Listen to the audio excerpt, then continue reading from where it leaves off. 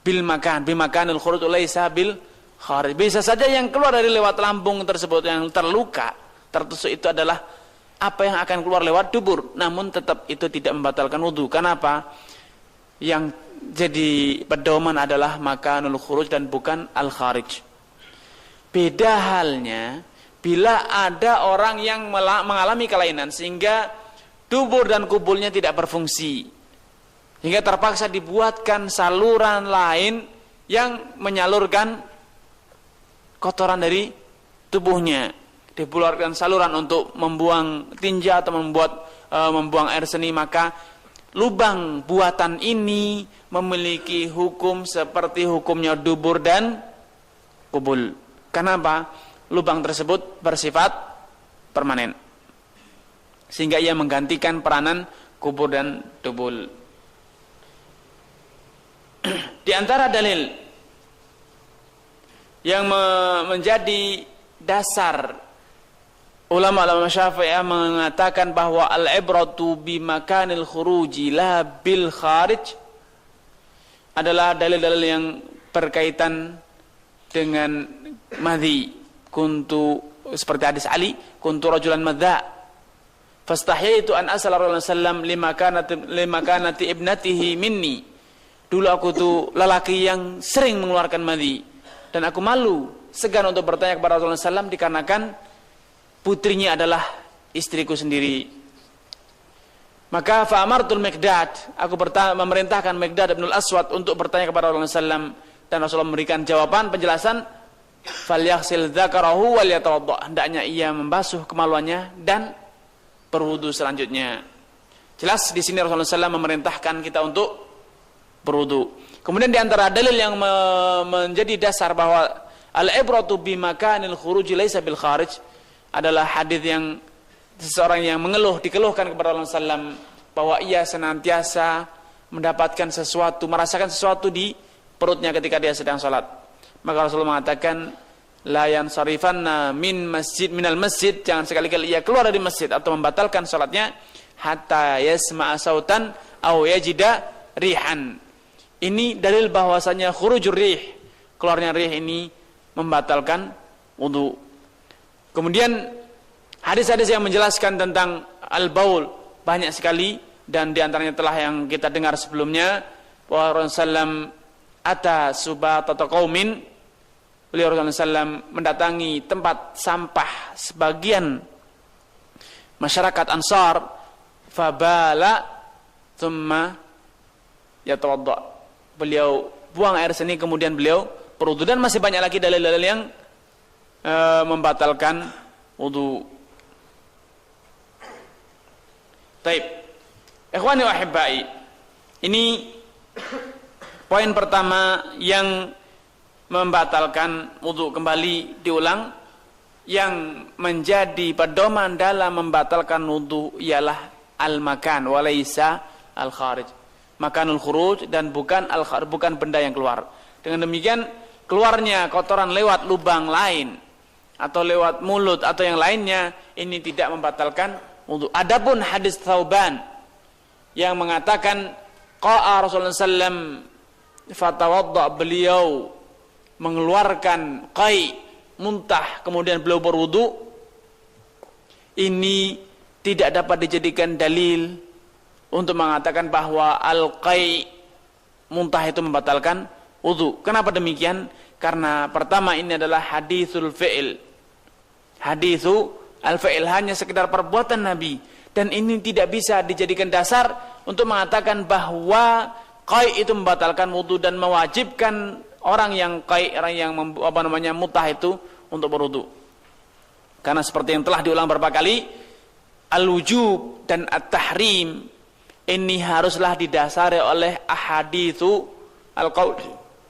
qauli dan bukan hadith fi'li. Hadis ini bersifat qaul yang isinya adalah perintah atau larangan dan bukan sekedar perbuatan Nabi. Karena hadithul fi'il yaridu ilaihi ihtimalat, hanya ditemukannya dalil yang menceritakan Nabi pernah berbuat, melakukan, seperti tadi hadis Thauban bahwasanya Rasulullah SAW mutah kemudian beliau berwudu, itu hanya bisa dianggap sebagai dalil masyru'iyah atau istihbab, namun tidak bisa dikatakan atau tidak bisa dijadikan dalil untuk mewajibkan wudu.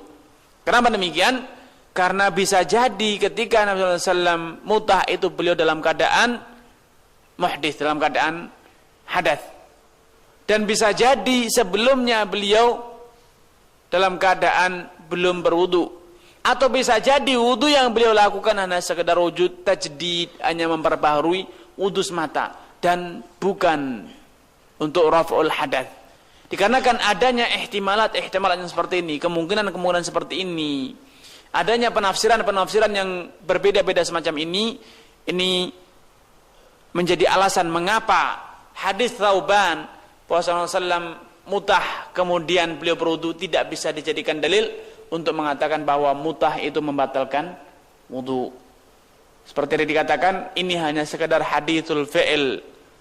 Hadithul fi'il dan hadithul fi'il itu maksimal hanya bisa dijadikan dalil untuk mengatakan masyru'iyah atau dalil untuk mengatakan sunnah. Adapun wajib tidak. Karena di sini seperti dikatakan Syekh Abu Syuja, bahasanya naqid pertama, pembatal wudu pertama ialah ma kharaja minas sabilain, segala sesuatu yang keluar dari dubur dan kubul apapun bentuknya. Adapun yang keluar dari selain dubur dan kubul, mafhum mukhalafah, mafhum dari penjelasan Syekh Abu Syuja di sini dapat kita simpulkan bahwa itu tidak membatalkan wudu, dan demikianlah penjelasan dalam mazhab Imam Syafi'i rahimallahu taala. Taib.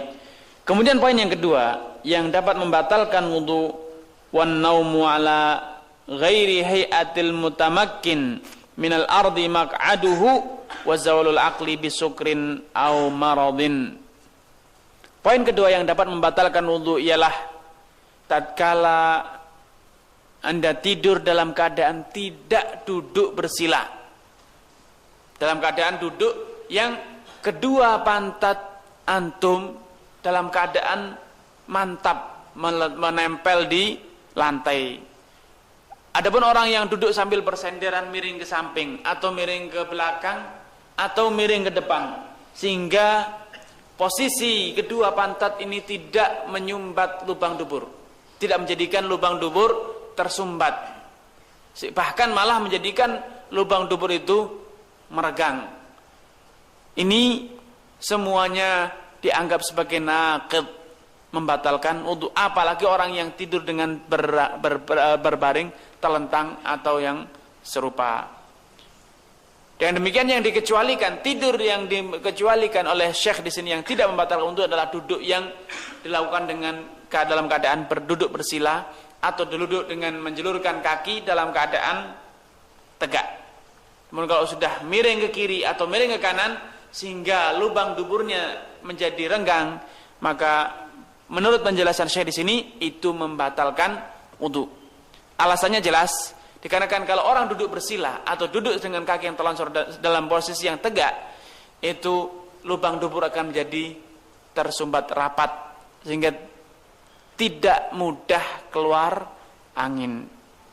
Hal ini berdasarkan sabda Rasulullah SAW, al-ainani wika usah, sesungguhnya kedua mata itu adalah tali pengikat as-sah dubur. Faman nama falyatawadda, barang siapa yang tidur hendaknya ia segera berwudu.